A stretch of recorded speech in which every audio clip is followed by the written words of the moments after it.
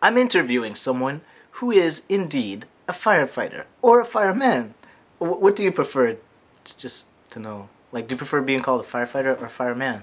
Firefighter. Interesting. Well, I also have this background in firefighting, so we kind of relate to each other on this level, coming from the fire world. When I was little, when people asked me what I wanted to be when I grow up, I would say a fireman or a policeman. Fireman or a policeman.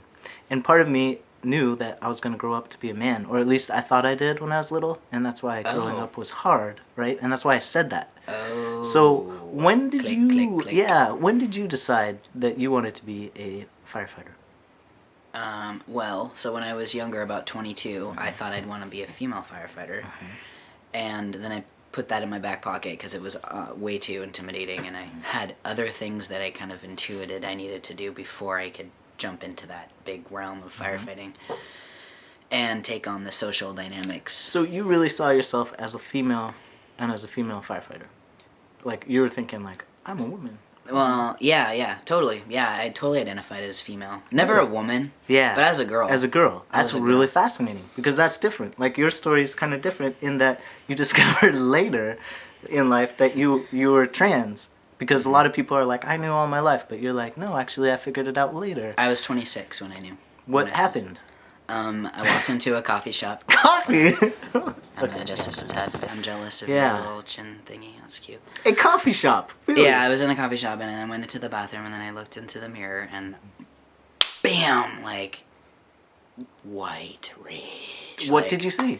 I saw long hair where I didn't want hair.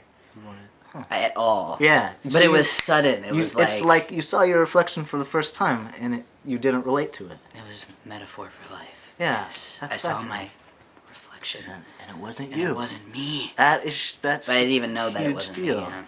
Yeah. So, and so it happened all of a sudden, but you're saying there was a part of you that the conscious awareness of it happened throughout, suddenly. Yeah. But But you were really pushing that back within yourself. Really pushing it back. And then it just, after a while, you couldn't push it back any longer. It you saw... Like a volcano. Just you saw the girl that and then you I was were. nuts. And you were like, for like 6 years after that. For 6 years? Well, so 4 years. Okay, so you were like, for 4 years, you were battling these feelings. You're like, I can't be a girl, this isn't right. No, it was like, for 4 years, the transition phase was really intense. Okay, because you were battling whether it was the right thing for you or not. No, because transitioning was just really fucking intense. It was slow for you, because I remember in your story... I started off slow, yeah. Yeah, you took a really low dose of testosterone, and you were like changing very slowly. What was with this whole Physically slowly, but emotionally fast. What was that about? I got a soul retrieval. I was healing a lot of stuff. Dealing with a lot of different things. Yeah, Like, I got married, I decided I was trans, and I started to do a very alternative line of work. Just real quick, since you say you decided to be trans, you don't really mean that. Because when you're trans, it's kind of not a choice. It didn't feel like a choice. So that's a good word thing. Just put it. That's good to say that. Yeah. So there was some choices though that I had to make. Like, one thing you did decide is to become a firefighter. Now that's a big deal. This is a really big deal. Yeah. Because as we were talking, as you know, like I have this many years of that background. Yeah, like 13, right? Maybe something like that. And you, a lot. Yeah, just maybe. I'm like, just started. Yeah, fuck. And you're just a rookie joining the force. I'm fucking amateur. Yeah, oh, no shit. But the thing that's different about our story, you're coming in as a man to work in this male-dominated field, which is a big deal because you're not out to your crew, right? No. And I came in as a woman, among men. And then you transitioned while I transitioned while I was doing it. That's crazy. Holy shit. Yeah. That takes some fucking balls, dude. Damn right. So, now, I waited. You're like, I'm gonna wait till my balls come in. Wait till my balls drop. Yeah. That was a good choice. So, and now you're dealing with what kinds of issues? What kinds of things have you been? That's a good question. So prior to being a firefighter in training, I'm not really a firefighter yet, but I'm in training, I was out constantly about being queer, about being trans, about other things that are very marginalized, awesome parts of my identity. So you were out and proud? Yeah. Okay. But now where there's actual, like, I feel like more potential harm and consequences that could come from my outing myself, at least in this initial phase. Yeah. I'm gonna wait. I'm gonna wait and feel it out and provide myself like a safety net, a zone of safetyness. Because it's like cultural shock to me right now, being around all these dudes all the time. You want people to get to know you first. Yeah, for me. Yeah. And then, and then I'll out myself as I feel comfortable. Yeah. But obviously, I'd much rather be out about my transness than not. Yeah. Because I'm fucking proud of it. Right. It's goddamn awesome. Yeah, You it's know? nothing to be ashamed of. No, but I'm just afraid. Yeah. I don't know judgment. these people. Yeah, strangers. I don't know, and I want to be safe. Of strangers. Yeah, and Yeah. the safety that you're talking about. Like, do you feel physically in danger, or just like you could be socially ostracized? More emotional, socially ostracized is yeah. tough right now because, it's really important to me to fit into my social structure right now, and I'm not embarrassed about that. Yeah. I'm not ashamed of wanting to fit in and create a family with these new people. Yeah. That's a natural inclination. Right, and and this is like something we come out over and over again, and I guess one thing about being transgender, and like correct me if I'm wrong, but the impression, dang it, I'm just kidding. The impression you want to make is that your first impression that you want to give to people is like, hey, this is the guy that I am. I'm this guy. I'm just another guy. Yep. What else? And I am, and you are, but we're not. Exactly. Too. There's that complication. It's complicated. Yeah, and so you gotta wait to make that first impression, and then once you establish yourself, then you come out with your deepest secrets and things. Right. That you're trans. Yeah. That's my plan. Yeah. Good one. Good. People plan. have warned me not to come out. Really? People have said just don't do it. Why? For now. I don't know why they perceive that it's not safe. Yeah.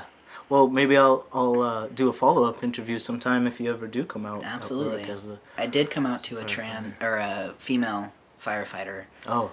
And because I perceived that it was safe because she's queer. Yeah. And it was safe with her, but she also warned me not to. Really? So. She's like, yeah, you better keep that interesting. For people who've been in the industry for a while, I'm going to trust their opinion because they know more than I do about it. Yeah, and honestly, I mean, I don't think it's relevant to your training to disclose that kind of It information. doesn't. Oh, by the way, I've got a small dick. Or it's really pussy. small. I'm a man pussy. Right? Pussy. So that's exactly the bathroom stitch is crazy. Yeah, though. tell me about that. Well, I'm like going in there, and I like to stand up, and I also like to sit both, whatever it happens to be. Yeah. But now there's no. I feel like I fucking have to stand up every time now. That's so funny. And so I'm standing there for like 10 minutes waiting, as everyone else is putting up their PPE. I'm still waiting to piss right here. Yeah.